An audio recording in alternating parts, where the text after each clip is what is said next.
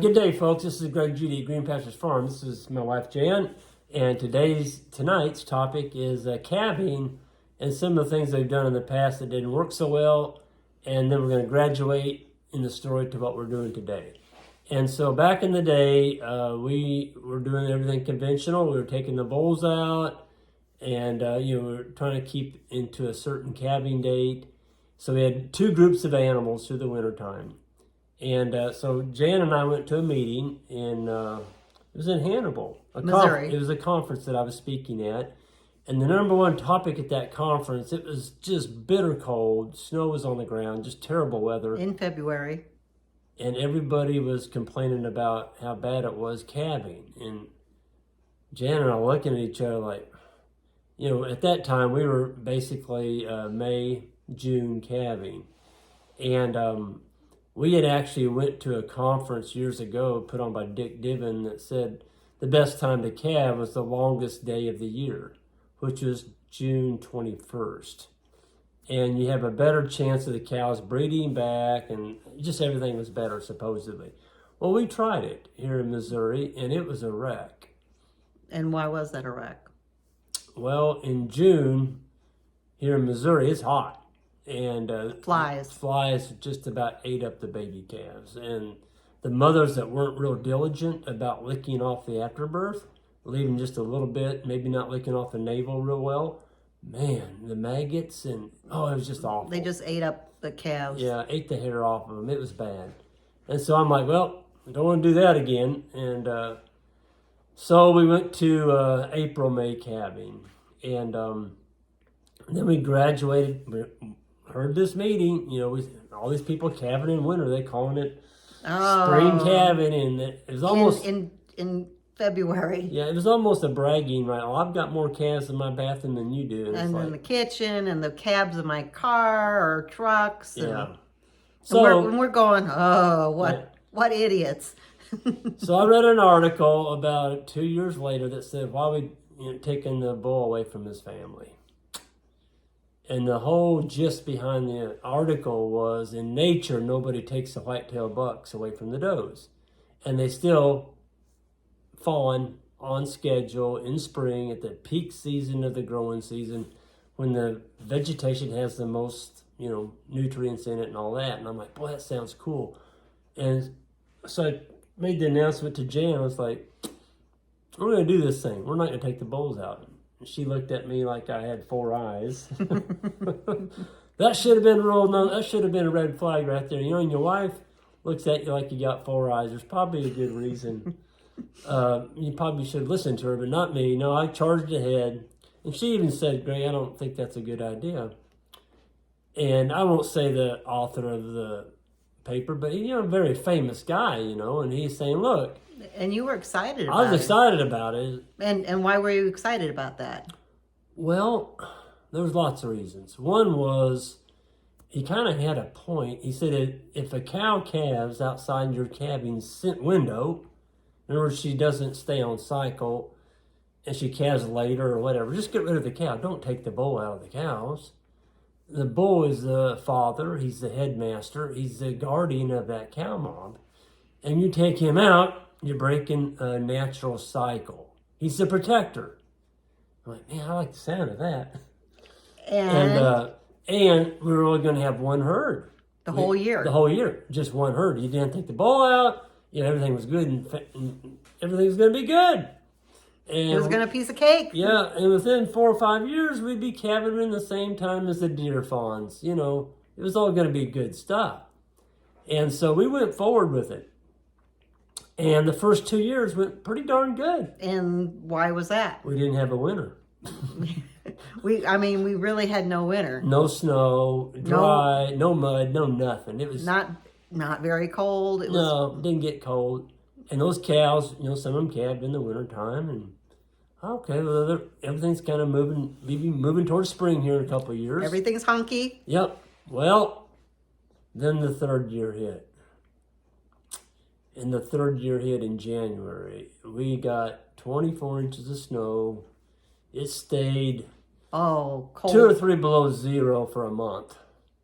For a month. The snow didn't go anywhere. We had 24 inches of snow to deal with, and those cows were calving. And we had no barn. Yeah. No barn. And it was an absolute wreck. I mean, we had calves out here in the garage. We had a wood stove going out there. We had them in the house. It was just a wreck. No, we didn't have them in the house, but we had them. We brought a few in the cage. Yeah, we in did. here. We did. We did. And my blow dryer, which I never use, was used extensively for baby calves. And so let's fast forward. I don't want to stay on that too long because it was a wreck. yeah, I mean, And it was the worst winter of our lives. yeah. And I told Jan, I said, if this is the cattle business, I'm out. I'm not doing this again because we were out there at midnight. Well, you were going out like Going at out 10 checking them. and going out at 1 because you didn't want the baby calves on the frozen ground. Yeah, if we could catch that cow calving in the night, we could save the calf most of the time. And we were having to bring baby calves in, taking them back Folks, out. we were spring calving. We were following everybody. We were spring calving. No. So that year, we pulled all the bulls out March 1st. And we've done that since. And this is our third year now of fourth year of pulling the bulls. March 1st, we don't turn them back in until July 1st. And I'm going to tell you what, life is good again. We have about 80 to 85% of our calf crop comes in April, May. And we have some fall calving cows that calve in, September. A few in later parts of July, but not very many. And what we're finding out is our calving date is really tightening up. And, if we have cows that calve in the fall, we don't like them, we can sell them. Just get rid of them. Those that fall out, just get rid of them. But folks, control those bulls. Control them. Get them out of there. Now, this is for Missouri. It may be different for wherever you live, but let's count back 4 months. You don't want to calve in December, January, February, or March. Those are 4 months you don't want to calve in. Here in Missouri. In Missouri. So we want to calve April, May. So if you go April clear to July, that's when we turn them in, July 1st. That gives us that April, May calving season. We like that. And the grass is green. The temperatures are warm. We're not chasing the green. No, we don't have 2 foot of snowbanks out there, a howling wind, and trying to get calves in here to thaw them out. It's just not, it just doesn't happen anymore. What do you think that cow thinks about Jen when there's snow blowing and she's trying to calve? Oh. Is that natural? No. Nope. No. And it's just not healthy for them. Because No. one, they have no green grass to eat. That baby calf, as soon as it's born, has only the mother's milk, maybe some hay. A lot of times these calves, once they're born here, within days, they're nibbling on the tips of green grass. They're learning what mama's eating, and they're running around in that snow. They're huddled on top of the litter that we've unrolled. They're not really running around. They're not enjoying life.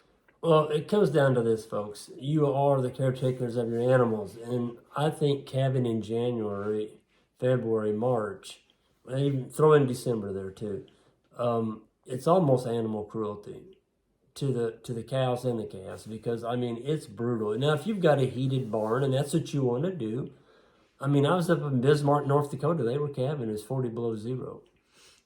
But they had heated barns. That's what they do. And it's like, man, if I had to go out in that heated barn and spend all night watching the cows, it's just not natural. And that's where you start getting into all these other animal health issues. Scours, number one, pneumonia. Folks, the sun is the best medicine you can give your animals. And if you've got them locked in a barn, they're not getting sunlight. Use nature. That's what happens in nature. The sun is a cleanser of the ground, and you start getting in mud and putting them in barns. Well, you're gonna have trouble. And then, all right, how much does that barn cost? Oh my God. And if you're heating them, I'm certain you've got to put a little bit of heat, especially if it's minus.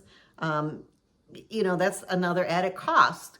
And we need to pencil all that stuff into our farming businesses. Yeah. I'm certain many of you do, but some people it's a barn, we happen to have it, but it's a cost. And then you've got to clean it. Yeah. You've got to the energy of running whatever equipment in there to clean it out, haul it out, do something with it outside. So that's labor, right? So, yeah. So let's kind of wrap this up. We're talking control the bull, number one. Number two is high quality of life. You shouldn't have to be spending your nights out in the barn. The cows are perfectly able to have a calf, and the ones that don't, they only do that once and get rid of them. If you have to help a cow, get a vet out or whatever, for whatever reason, that cow needs to go to town, okay? And that's just the way it is. So this is a business. If you treat it like a hobby, and you give your animals second chances, you're going to have a whole herd of animals that are pampered, and you're just not going to be making any money on the farm. So at the end of the day, it's nice. It's a beautiful living out here on the land, but at the end of the year, you want to look at your bank book and look at that and say, okay, we can do this again next year. We're making a good living. Yeah, we're paying our bills. We're paying our bills. We're putting money in the bank. Absolutely. We're paying for our help. And yep, we've got a great group, don't we? Yeah. Yeah. Jan and I are really blessed. We've got 3 young men up here that live in our intern headquarters, and well, they're not. One's not an intern. Isaac's full time now. Isaac's a full-time. 2 interns and a full-time employee, Isaac, and we're just blessed. Yeah. Well, I mean, we're blessed, but we also we're getting good applications in, and we do a good screening process. Yep, that's key. And that's a key thing. We're getting off on another subject there. Yeah, we'll talk about another. Well, folks, this is Greg Judy signing off, and my wife Jan. And just everybody have a great evening, and then we'll see you down the road next time. Hit the like button. Oh yeah, hit that like button and hit the subscribe button if you would. We'd really appreciate it. Thank you all. Have a good evening.